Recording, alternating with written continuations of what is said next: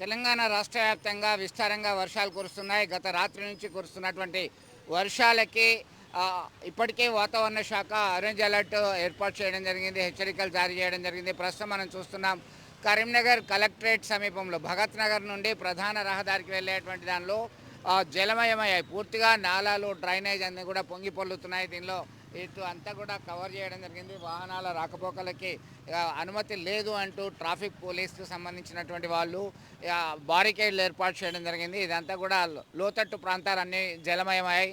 ఒకవైపు స్మార్ట్ సిటీగా రూపాంతరం చెందినటువంటి కరీంనగర్లోనే ఇలాంటి పరిస్థితి ఉంటే కరీంనగర్ కలెక్టరేట్కు సమీపంలో ఉన్నటువంటి రహదారి ఇదంతా కూడా వాహనదారులందరినీ డైవర్ట్ చేయడం జరిగింది. ఎట్లా జలమయమైన మొత్తం ఇక్కడ బారికేడ్లు అంటే కలెక్టరేట్ ముందటనే ఇట్లా ఉన్న పరిస్థితి ఏం చెప్పొచ్చు? ఇప్పుడు కరీంనగర్ పరిస్థితి చూస్తే ఇట్లా ఉండొద్దు అని ఇప్పుడు ఇట్లా అయిపోయింది. అది మొత్తం నాలెలకి తోవలేదు. దాని గురించే మొత్తం వాటర్ మొత్తం జామ్ అయిపోతుంది. మొత్తం ఎప్పుడు ఇట్లనేనా వర్షం వస్తే వర్షం వస్తే ఇట్లనే అవుతుంది మొత్తం. ఇబ్బంది అవుతుంది. బాగా ఒకవైపు ఏమో స్మార్ట్ సిటీ అంటున్నారు, రాకపోకలకు ఇబ్బంది అవుతుంది. బాగా ప్రాబ్లం అవుతుంది అది. ఇది ఇక్కడ తాజా పరిస్థితి. మనం ఇంకొక వాహనదారుని అడిగి తెలుసుకుందాం ఎట్లా ఉంది పరిస్థితి.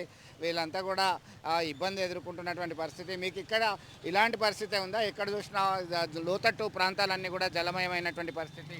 ఇది ప్రధానంగా కలెక్టరేట్ ఎదుట బారికేడ్లు ఏర్పాటు చేశారు. చినుకు పడితే ఇట్లనే ఉంటుందా?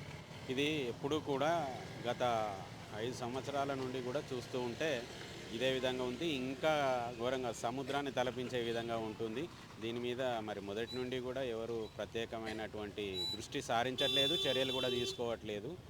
ఇది మామూలు అంశం కాదు. ఒక కలెక్టర్ ఆఫీసు ఎదుటనే ప్రధాన రహదారి దగ్గర ఈ పరిస్థితి నెలకొనడం అనేది ఎంతో కాలం నుండి కూడా ఇది ఇబ్బందులకు గురి చేస్తున్నటువంటి దృశ్యం.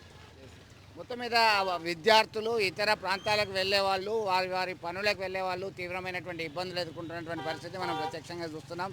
దాదాపు మనం ఇక్కడ చూస్తున్నాం, ఒక్కసారి ఎక్కడ దాకా వెళ్దాము, 1 కిలోమీటర్ వరకు, ఆల్మోస్ట్ 1 కిలోమీటర్ వరకు ఇలాంటి ఈ ప్రధానమైనటువంటి రహదారిలో బ్లాక్ చేయడం జరిగింది. దీంతో వాహనదారులు పాదచారులు తీవ్ర ఇబ్బందులు ఎదుర్కొంటున్నారు. ఎక్కడ ఏ నాలా ఉంటుందో ఆ డ్రైనేజీలో ఎక్కడ మ్యాన్ హోల్ ఉందో అనేది తెలియనటువంటి పరిస్థితి. దీనిలో కొంతమంది ఇక్కడ వాణిజ్య సముదాయాలు సైతం ఏర్పాటు చేసుకొని డాక్యుమెంట్ రైటింగు రిజిస్ట్రేషన్కి సంబంధించి ఇతరత్ర హోటళ్ళు చిన్న చిన్న వాణిజ్య సముదాయాలలో వారి వృత్తి నిర్వహిస్తున్నటువంటి పరిస్థితి. వాళ్ళంతా కూడా క్లోజ్ చేసుకున్నారు. ఎందుకంటే వారి కాంప్లెక్స్లకు కూడా నీళ్ళు వచ్చినటువంటి పరిస్థితి. దీనిలో ఒకసారిగా అటు వెళ్దామా లేదా అనేటువంటి మీమాంస వస్తుంది.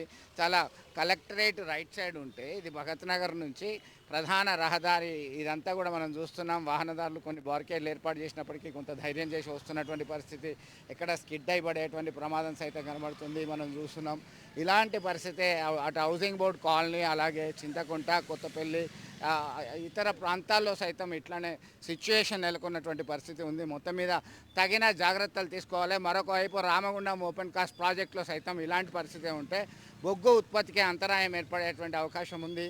పలు ప్రాంతాల్లో హెచ్చరికలు జారీ చేశారు అధికారులు. తగిన జాగ్రత్తలు తీసుకోవాలి, అవసరం ఉంటే మాత్రమే బయటకు రావాలి అని హెచ్చరికలు జారీ చేసినటువంటి పరిస్థితి. అంటే విస్తారంగా కురుస్తున్నటువంటి వర్షాలు దాదాపు 22 సెంటీమీటర్ల వరకు వర్షాలు కురుస్తున్నాయని చెప్పేసి వాతావరణ శాఖ ఇప్పటికే హెచ్చరికలు జారీ చేయడం, ఆరెంజ్ అలర్ట్ జారీ చేయడంతో ఒక్కసారిగా అప్రమత్తమయ్యారు అధికారులు. ఎలాంటి పరిస్థితుల్లోనైనా మీరు తక్షణమే సహాయ సహకారాలు పొందవచ్చు, మేము సిద్ధంగా ఉన్నామని చెప్పి ప్రభుత్వ అధికారులందరూ ఇతర కింది స్థాయి అధికారులకి సిబ్బందికి ఆదేశాలు జారీ చేసినటువంటి పరిస్థితి అయితే మనం గమనిస్తున్నాం.